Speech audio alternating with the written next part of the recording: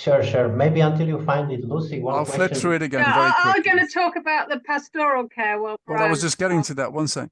Oh, well, I might say it for you. One sec. Can I try and share again? Just to Yeah, please. I can't even via Zoom anymore.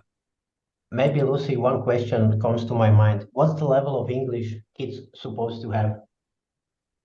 We like them to have had like 1 year's experience of English, just so that they're have a few words, and it's easier for them when they come on the camp. But we have a huge variety of different standard of English ability, but as long as they've had a little bit of English tuition, that's fine. And regarding sports level, they should be same again. They can be any ability, beginners through to, we get some very good, for example, hockey players that have played representative hockey, and as we group by age and ability, it's fine. They can be any abilities. Just with music, they need to, if they choose instrumental music, they need to have had 1 year's experience. If they haven't never played an instrument, it'd be a bit chaotic if they have never played an instrument. Sure. For vocal, it's fine. They don't have it's not a problem. They can be beginners. And for horse riding, we ask that they've had 1 year's experience. All but right. I think mainly people are interested in football, maybe here, so they can be any ability. And yes, Bram, now we can see if you Expertise. I'll flip through it very quickly then, if that's okay. Just so this was the expertise. This was the 30 years. This is the ratios. Can you see that? Yep. Okay, so you can see the ratios and the British Council inspection. But just to say on the ratios, 1 to 4 is a really high ratio, and it's we take the safety and the security of the children very, very seriously. We know it's a really big deal to send your child overseas on a summer camp, and we have excellent staff that are used to looking after children, obviously in these situations. And so 1 to 4 is a very high ratio, one of the highest in UK camps. And we're one of the, well, we are the top sport and language course in the El Gazette, which is a sort of a standard above it, which checks schools out. So it's we yeah, like Lucy says, we take it seriously, and we have about 40 staff for 160 people, and they all stay on site. So these were all the sports we do when I mentioned the English 3 hours and the sport 3 hours, and we have basketball, dance, football, golf, hockey, horse riding, music, rugby, and tennis. And this is the sports we do all day as well. So people can do football all day, they can do golf all day, they can do tennis all day, they can do hockey all day. So that's the 6 hours where we split them up in group sessions and more individual stuff, because, then they don't repeat. And if they're there for more than 2 weeks, the program will change for them, because they will be assessed, they will be tested, and they will progress with the groups. This is the True Me evening program, where we have sort of introduction to the evening with PowerPoints, and then they go and make the teams. They sit in teams, they compete in events, and the welfare bit in the morning, before, it could be a yoga session or it could be a warm-up session before breakfast. The typical day was 7:30, and then it was 7:45 breakfast. And this is rough timings. 9 o'clock we have a meeting with everybody, then they get put in their groups, and then they go off to do their sports or language, and then there is the lunchtime. If there is a swimming pool, there is sometimes a swim available at lunchtime as well. And then at 2 o'clock we have another meeting, and then again they go off to their sports, and then at 6 o'clock is dinner again, and then you have the evening, and then you have the staggered bedtimes for the younger ones and the older ones in the houses. The accommodation in the houses is we have a dedicated house parent per house, to always look after the children in the particular house. There are normally a doubles, triples the rooms. We have some bigger rooms, but they're mainly doubles and triples, and people can ask to be sharing with somebody, with a friend, or with a certain, if they want to be with a different nationality. And we make the roomings according to their age and the nationalities. And just to say, the houses are boarding houses at each of the schools. So our schools are all English private boarding schools, and they have boarding houses, boys and girls boarding houses on site at the schools. So they will be allocated a boarding house, which will have house parents, welfare managers, and everyone to look after them, and really nice accommodation and facilities. So at the camps, we have a medical sort of trained staff.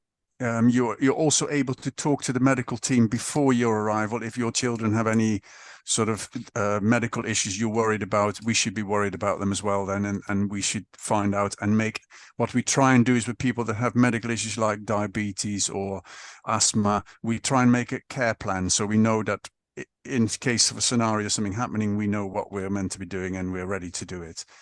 So every center has a medical area, and there is always a medical person on duty. The food is cafeteria style food. There's lots of choices in the morning, lunchtime and evening, and they can just go and eat as much as they like. So there is no restriction on how much they eat, at least as they eat what they pick. And they can go back if they want to. And there's normally a very good choice. Throughout the day, we also have fruit available sort of between the sports. So when there is a break in sport, we try and have fruit available for them rather than a snack. And there's always water, and everybody gets a drink bottle to be able to drink water a lot. On the weekends, we take them on excursions. Now, the people that play football will go to the football stadium, Arsenal Stadium. The people that don't play football will go to a theme park on a Saturday. And on the Sunday, we take people to a local town like Brighton or Portsmouth or Cambridge.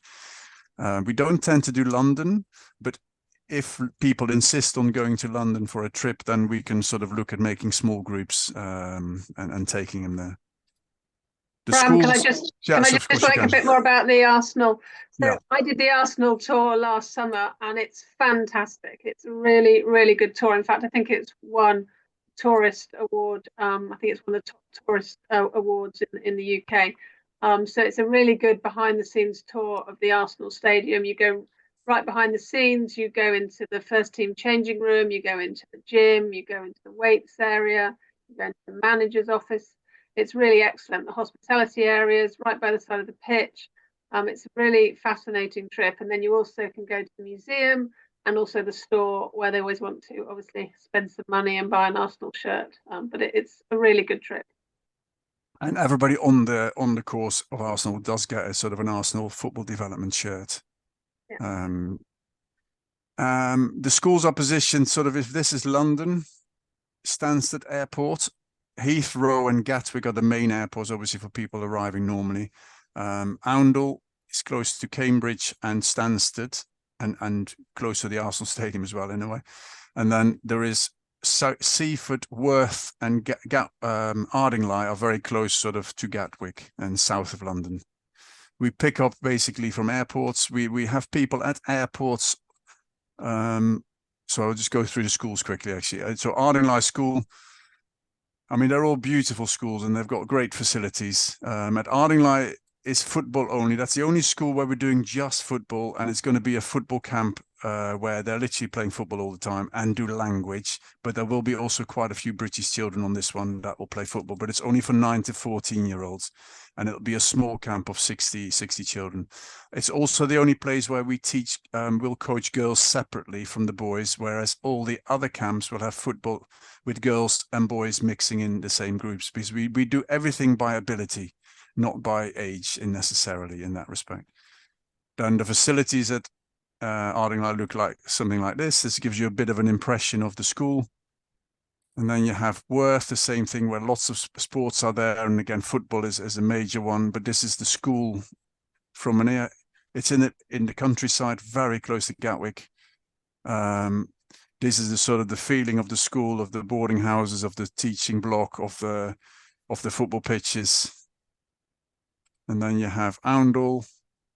It's in a little village, so it's better for all the children. Oundle is quite good because it's a little bit more mature normally, because it's more of like a Cambridge style school, big buildings, very close to the village, and they've got the best sporting facilities, indoor, outdoor, you know, in the country. And I mean, this is their new sports centre and their new swimming pool and basketball courts and tennis courts, and so they've invested a lot of money in the school. Seaford College is the school we've been at the longest. We're the only people at most of the schools, so there's nobody else there other than us. So this is the feeling again, in the countryside, lots of sports at the same time, big football, and these are the facilities there. This is one of the boarding houses, mainly the boys' boarding house, where there's rooms of 3. They've got an indoor swimming pool, smaller one than Oundle, but nice. A nice theatre. So that's the one there. And then we go to the next stage. Any questions? Bram, maybe if you can go one slide back. Oh yeah, no, I didn't know what. Okay, you want me to show you what's included in the price? Yeah, with the bullets. Oh, bullets. okay, sorry, yeah, that's fine. I just flipped through. I do work with other camps, and I can say you are the cheapest, but not in quality, in a price, definitely. Yeah, and a big advantage of your camp is that you have pickups from the airport included in a price. Yeah. So sorry, I'll go through this. So we do 15 hours of language, 15 hours of sport. That included all in the price. And that's the same price whether if you do football all day, it's still the same price. So the accommodation, food. I mean, literally includes everything, as Roman says. It's a comprehensive evening program. We're actually quite unique as well with the pickup, that we don't mind what time you arrive or what time you leave. We will be in the airport all day to pick you up and drop you off, and we wait for the drop off. We wait for the flight to be in the air before we leave the airport.